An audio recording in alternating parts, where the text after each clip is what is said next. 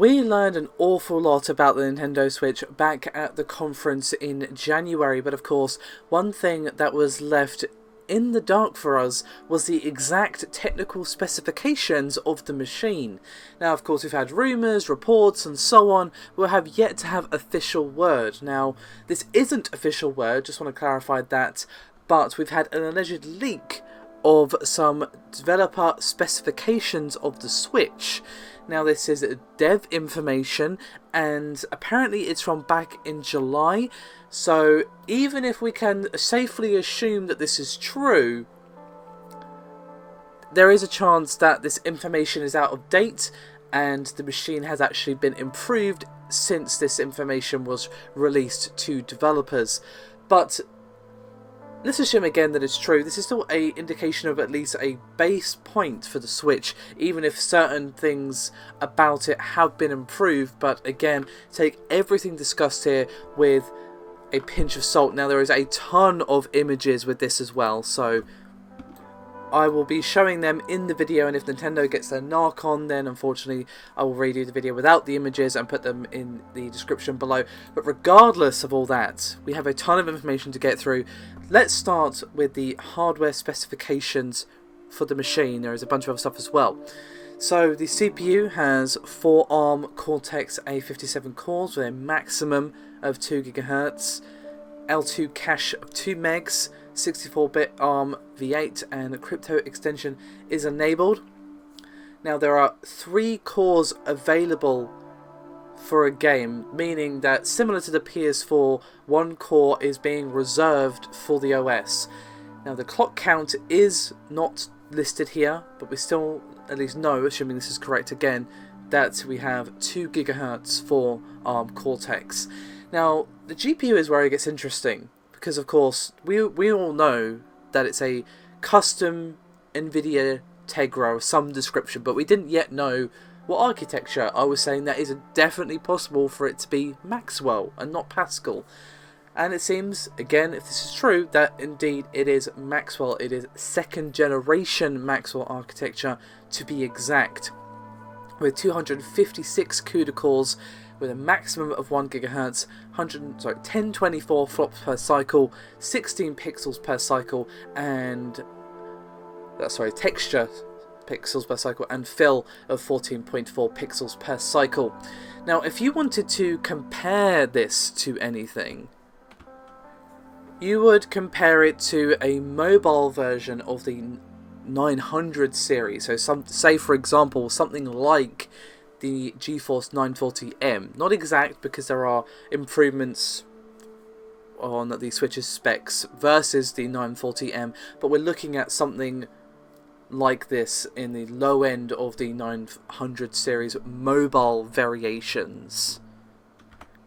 Let's skip over that, however, to the main memory. We have a capacity of 4 GB, bandwidth of 25.6 or 250, 25.6 gigabytes a second, and the VRAM is shared.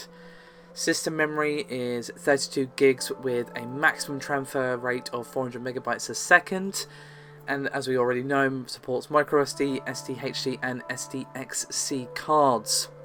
Naturally, it's going to have wireless LAN, wired LAN, Bluetooth, USB 2 and 3. Video output is going to be 60 FPS at a maximum of 1080p, or 30 FPS at a max of 3840 by 2160. Of course, we already know about the display. It's 6.2 inches, as we already know. It's 1280 by 720, hardly anything new there. Stereo audio with 48 kHz 16-bit 2-channel. And as for the touchscreen, it is 10-point multi-touch, and there's 15 dots at the edges which will not receive any input. So, all really interesting. To be honest, the TLDR of all of that, at least in my opinion, is that if you look at this as a handheld device, it's impressive. You're not going to be finding a handheld that really beats this anytime soon. As a console, leaves a lot to be desired, but to be honest, I've been saying from the start that really you should be looking at the Switch as a handheld that can also display on your TV, rather than a console that can go mobile. because, you know, it's not going to have the power of a mainline console. It just doesn't. It is impressive for a sort of tablet device, but it is not very impressive as a console. So just look at it like that and you've got a bit of a better perspective on the machine. Now, as I mentioned, we don't just have the technical specifications of the device, we also have a ton of images of the UI. Again, development stuff, lots of dummy text and images, but still gives us an indication of what the UI on the Switch is going to look like.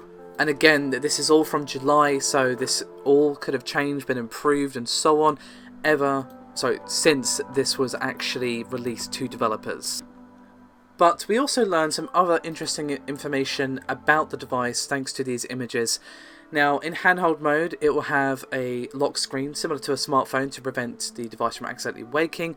It will have a quick menu, which will have quick settings, including home menu and other such things. However, unlike the 3DS, your software will not be suspended when you go to the quick menu.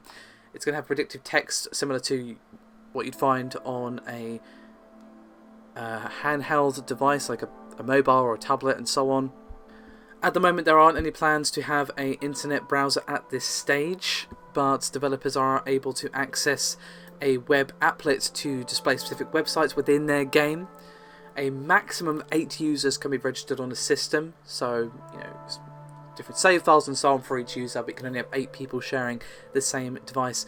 Now, one thing that's pretty cool that I like here in this information, and I hope this is true to be honest, is that we don't actually need the app that we're talking about for multiplayer to send friend requests and game invites, because they can be sent from the console. And I've got a bit of a quote here. It says, quote, "Friend presence is a feature that uses the internet to convey information in real time about the online status to friends and the applications they are playing. Among possibilities, we see this being used in the application to check whether friends are in the joinable state and to use the friend list system feature screen to show what application friends are playing." So basically, you don't need the app to see your friends are online, they're playing X game, and you also don't have to have the app to be like, hey, can I join your game, or invite them to the game that you're playing on Splatoon 2 or whatever it happens to be. Now, another nice thing is that the Switch will allow you to use your Nintendo account on multiple devices, which is something that we've been asking for a long time. Basically means you're not going to have to repurchase or go through friend code nonsense or any of that to access your games on another Switch or what have you. Also just points to a much better multiplayer and just general online system than we've seen from Nintendo in the past, just from that one feature being implemented.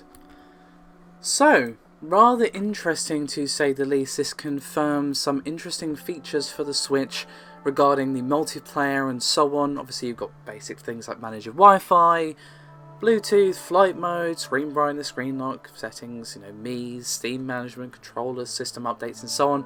Unsurprisingly, developers are going to be able to sell season passes, hardly a showstopper piece of news, but still something that is worth mentioning as part of this video. So,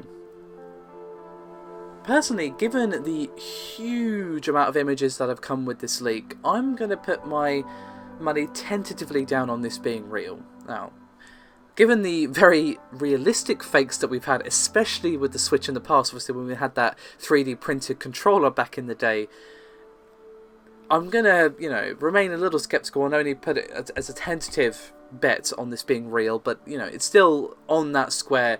I'm just like, I'm put it in the middle, so I'm technically on another square as well, if that makes any sense, if I'm using a roulette image in your mind here. Still, I think personally, again, this is real because I've been saying for a while that is it entirely possible and in fact fairly likely for it to be a custom Maxwell 2nd generation, and indeed that is the case. Obviously, if I'm wrong, if this turns out to be fake or now it's using something else or it's been upgraded or whatever, fine, that's fine. It's still interesting nonetheless, and I look forward to seeing if this is true or not. Will we actually learn the tech specs before the the console comes out? Hard to say. Will this move Nintendo into comment? Probably not. But still, I'd love to hear some thoughts from you guys. Now, obviously, I've shown a bunch of images in the video, but there is a link to a Reddit thread as well as a NeoGAF thread in the description below. The Reddit thread is probably where you want to direct your attention to first. That is a collection of pretty much everything I've discussed here, and the NeoGAF thread also has some links as well in case there is some missing from the Reddit thread that I just mentioned. Go check them out, let me know your thoughts, real or not real, and of course your thoughts on the specs in the assumption that they are real. Let me know, I want to hear some feedback from you guys. Thank you very much for watching, and I'll see you next time.